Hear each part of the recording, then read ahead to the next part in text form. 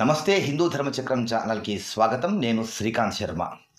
వినాయక చతుర్థి రోజున ఏకవింశతి పత్ర పూజ చేస్తాం. అంటే 21 రకాల పత్రాలతో పూజ చేస్తాం. ఇప్పుడు నేను చెప్పేటువంటి మాటలు చాలా జాగ్రత్తగా ఆలోచించి మీరు నిర్ణయం తీసుకోండి. వెనకటి కాలంలో ఈ ఏకవింశతి పత్రాలతో పూజించిన తర్వాత గణపతిని నదుల్లో వేసేటువంటి వారు. తద్వారా వర్షాకాలంలో వచ్చినటువంటి నీరు కొత్త నీరు కనుక కొత్త నీరు ఎప్పుడూ అనారోగ్యాన్ని సూచించేది కనుక అలా కొత్తగా వచ్చినటువంటి నీటి ద్వారా ఈ ఏకవింశతి పత్రాలు మిళితమయ్యి అవి ప్యూరిఫికేషన్ అయ్యి తద్వారా వాటర్ అంతా కూడా శుభ్రమయ్యేటువంటిది. ఆ తర్వాత అవి స్నానాలకు, తాగడానికి, వంటకు పనికొచ్చేటువంటివి. అసలు ఏకవింశతి పత్రాలు వాడడం వెనకాల ఉన్నటువంటి అసలైనటువంటి రహస్యం అది. అయితే పట్టణాల్లో ఉండేటువంటి వాళ్ళంతా కూడా 21 రకాల పత్రాలు ఇష్టానుసారంగా మీరు గణపతిని పూజించకండి. నామాలన్నీ కూడా చెప్పండి. ఓం సుముఖాయ నమః మాచీపత్రం సమర్పయామి అనుకుంటూ 21 నామాలు ఉంటాయి. ఆ నామాలు చెప్పుకుంటూ అక్షతలు వేస్తే 21 పత్రాలు పూజించినట్టే.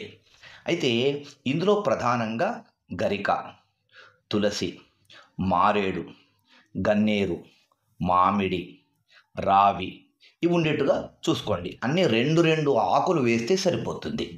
ఇలా పత్రాలతో పూజించిన తర్వాత ఈ పత్రాలు ఏం చేయాలి? అందరూ కూడా తీసుకెళ్ళి నీళ్ళలో వేయకూడదు. పారేటువంటి నీళ్ళల్లో వేస్తే కనుక ప్యూరిఫికేషన్ అవుతుంది. కానీ నిలువలో ఉన్నటువంటి నీళ్ళు అయితే కనుక అవన్నీ కుళ్ళిపోయి తద్వారా పొల్యూషన్ ఏర్పడుతుంది. కనుక అందరూ నీళ్ళలో వేయకండి. వాటిని ఏం చేయండి? మీ మొక్కల్లో వేసేసేయండి. అవి ఎండిపోయిన తర్వాత మీ మొక్కలకు అవి ఎరువుగా మారిపోతుంది. కనుక ఇప్పుడు మార్కెట్లో వెళ్ళారనుకోండి, మార్కెట్లో చెత్తా చెదారం అంతా కూడా పెట్టి అమ్మేస్తూ ఉంటారు.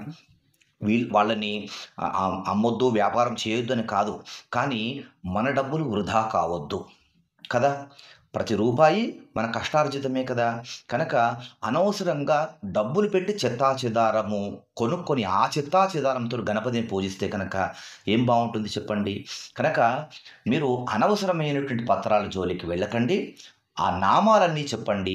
వాటికి బదులు అక్షతలు వేస్తే ఆ పత్రం సమర్పించినట్టే గణపతి అనుగ్రహిస్తాడు. కనుక తక్కువ మోతాదులో ఇప్పుడు నేను చెప్పినటువంటివి వాడండి.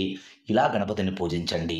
గణపతి అనుగ్రహానికి పాత్రులవ్వండి. వీడియో నచ్చితే ఒక్క లైక్ ఇవ్వడం మాత్రం మర్చిపోకండి. దేశాన్ని కాపాడుకుందాం, ధర్మాన్ని కాపాడుకుందాం. ఎందుకంటే దేశం మనది, ధర్మం మనది. జై హింద్, జై భారత్, వందే మాతరం.